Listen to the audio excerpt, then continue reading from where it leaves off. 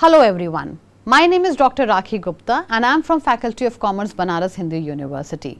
Welcome to my another lecture on objectives of human resource management. Let's recapitalize what I did in the last lecture. I just introduced you all to the concept of human resource management along with its features. Now what I am going to talk about? I am going to talk about something related with objectives. What are the main aims of human resource management? As you can see on the screen, there are basically 4 M's, and these 4 M's they have been mentioned in my own HRM book which is published. These 4 M's they are related with matching, maximum utilization, minimizing and maintaining. So, once we talk about matching, so what are we talking about matching? That means we are trying to match the workforce to the need of the business. Maximum utilization in terms of skills of the people, minimizing is all related with the cost, and maintenance is all related with the good and healthy employee-employer relationship. So, let us take the first one, matching. Now, one of the objectives of HRM is to have the workforce that would work for the attainment of the goals. We need to have perfect manpower at our organization or in our organization so that the objectives can be achieved. It is only possible when we match it. That means the right person has to be there at the right place at the right time for the right kind of job. The second one, it talks about matching is related with the effective training requirement. There is always a skill gap in an organization. So, how we can bridge that gap? It is only possible once we provide training sessions to our people. Now, training sessions can be given in the various forms. It could be on the job training, it can be off the job training sessions that can be given. Ultimately, training has to be imparted to the employees, and definitely it is only needed because we as an organization has to respond to the technology, to the processes, and of course to the industry needs. The next one that you can see is all related with the matching of the staff. It says that we need to have effective recruitment so that the workforce matches the job requirement. If the right person is there at the right place at the right time for the right kind of the job, then definitely no one can stop us from attaining the goals. We all need to have the right mix of the staff in the organization. Another M, the big M that you see on the slide, it is all related with the maximum utilization of the people. So, when I say of the people, it is related with the skills. They can be people of different skill set. They may be unskilled people, they may be semi-skilled people, they may be skilled people. So, those people who are unskilled, if we provide them certain training sessions or if we provide them with certain guidance, they can become semi-skilled, semi-skilled can become skilled, and the skilled people, they can become better with their current knowledge base or skill set. Another maximum utilization is all related with the internal proportion. We have to utilize the skill of the people and we have to ensure that people are given proper opportunities for their growth and development. Their knowledge base is also increasing. And when people are given promotion, people always feel happy and satisfied. It is important that the HR provides with the development opportunities to the employees so as to keep them charged and motivated. It is important that employees are given the loads which can be handled well, or in other words, it is attainable. That means the big M that you can see on the screen, it talks about the attainable targets. The targets should not be so huge or unrealistic that they cannot be attained. Basically, it says the objectives of the HRM is to provide the targets which are smart enough. That means it's specific, measurable, attainable, relevant and time bound. So, if smart objectives are given to people, they can be easily attained. So, as one of the objectives of HRM is the maximum utilization of the skill set, of the knowledge and of the abilities. So, we can only get KSA when they are able to attain the targets, and the target should be such that they follow the acronym of SMART. Then the fourth M is all related with minimizing cost. Now, once we talk about minimizing cost, it basically means minimizing the workforce cost.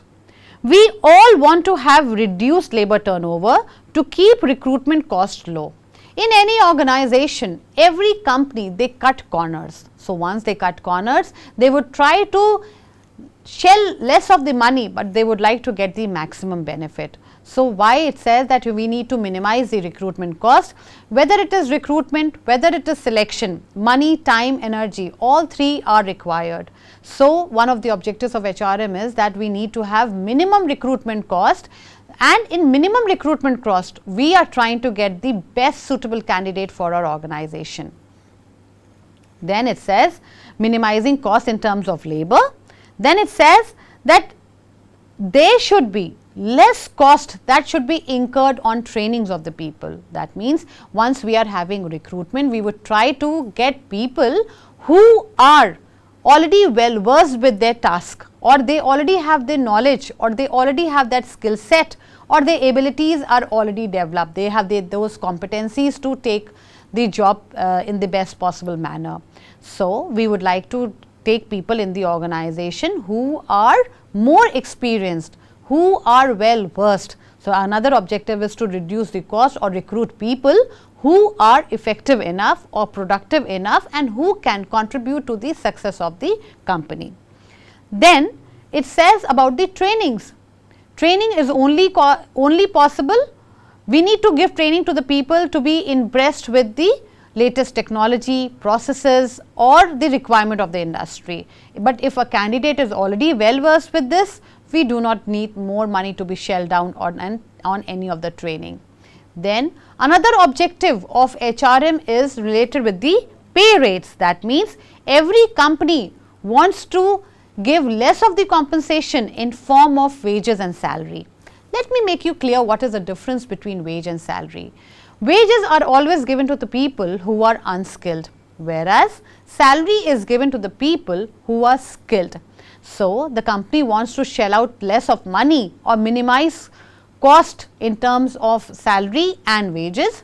So, at lesser cost, they would like to get better people in the organization, and above all, if any company gets good people also in the organization, what is most important is the retention, because retention is very essential. If retention rate is high, that means the organization is good, the goodwill of the organization is good. But if the absenteeism rate is high or the turnover rate is high, then it means there is something wrong, and the company has to take cognizance of the same. Another M that you see on the screen is related with maintenance. That means, one of the most important objective of HRM is to maintain effective communication between the employees and the management. Now, communication is the crux of everything. Any kind of miscommunication or lack of communication will lead to the misunderstandings, and whenever there are misunderstandings, everything will not fall in place. For example, if there are misunderstandings, there would be the frustration level will be high. When the frustration level is high, their commitment level will be low. When their commitment level will be low, their productivity will be low, their performance will be low, their profitability will also be low. So, when performance, profitability and productivity is low, no company would like to retain you. Hence, it says that in any organization, it is very essential to ensure that there is a free flow of communication from top level to the bottom level. So, one of the objectives of HRM is to maintain the flow of communication. Second, it talks about the peace and democracy. It says that without peace in the industry, it is not possible to work. Hence, HR aims at maintaining good and healthy industrial relation. So, what is the meaning of industrial relation? Industrial relation is nothing, it is just the relationship between the employer and employer, employer and employee, or maybe employer and along with the relationship with the government. So, the relationship has to be very cordial. There has to be the synchronization of the efforts of all people to attain the predetermined objectives of the company. So, maintaining peace is one of the important, very important objective of HRM. How do we maintain peace in the company? Maybe you might have seen that in most of the organization there may be some strikes, there may be some pelting of stones, there may be some gheraos, there must be some kind of ruckus that has been created. So, HR department comes in between. HR department becomes the mediator between the management and the employees. And in organization on maintaining peace also, there is a concept which is known as trade union. Now, trade unions, they are basically nothing but it's just a platform through which people they raise their voices, and trade union representatives are in touch with the HR professionals, and HR professionals, they are the mediators between the management and the workers. So, that is how peace is maintained in any organization. If there is no peace, there will be no other 3 P's, that is profitability, performance and productivity. So, if we need to have all 3 P's, we actually need the 4th P, that is to maintain the peace, and the peace is only maintained by the efforts of HR department, because it actually brings both the management and the workers or employees across the table and they settle their disputes. Another M which we see, it talks about the goodwill. Now, one of the most important aspect of any business is the goodwill that it earns in the industry. HR professionals' objective is to make efforts to avoid any kind of negative publicity. Now, who gives the negative publicity? Since we are talking about people, so negative publicity will also come from them only. So, negative publicity will only come if people are not happy and satisfied, if they are not given their rights, if they are not given wages and salaries well on time, if the facilities are not given, if they are not given good environment to work. So, that is the word of mouth that they carry outside. So, it is very, very essential that they have a good experience as an employee in an organization. HR plays a very, very important role right the time from when an applicant enters the organization and leaves the company. HR is always there. So, maintaining goodwill is also one of the objectives, and how the goodwill is maintained? It is only by people who are working in the organization. Those people, they have to be happy and satisfied, and the happiness and the satisfaction level will only come when HR will perform their functions in the best possible manner. The last point which is mentioned on a big M is related with the laws and regulation. Another important objective of HRM is to comply with all the relevant labor laws, ensuring peace and democracy in the industry. Now, what is the meaning of labor laws? Our Indian government has actually initiated lot of laws related with human beings or the workers or the employees. Just for example, there are Factory Act, there is a Factories Act 1948, Workmen Compensation Act of 1923, there is a Provident Fund Act, Gratuity Acts, these are known as the Social Security Acts. So, as an employee, once you retire, you need to get some money in the form of Provident Fund or in form of gratuity, or in case if you meet with an accident once you are in employment, then you are liable to get some kind of compensation. There is an act which is related with bonus, there is an act which is related with wages. So, that there are different labor laws.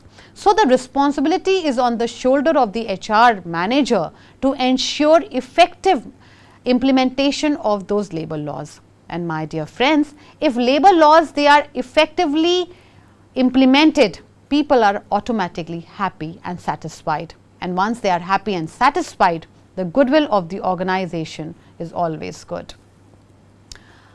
In the next slide, you can see that the objectives of HRM has been mentioned in different way. Objectives of HRM is also related with the cultural growth, organizational support, procedural administration, personal development, organizational mission. Now, in the case of cultural growth, here it talks about that putting the policies in place that makes employees feel valued and motivated and engaged. People will only be engaged when they are happy and satisfied, or when their motivation and morale level is high. What is motivation and morale? Motivation is always an individual level, and morale is always at the team level or the group level.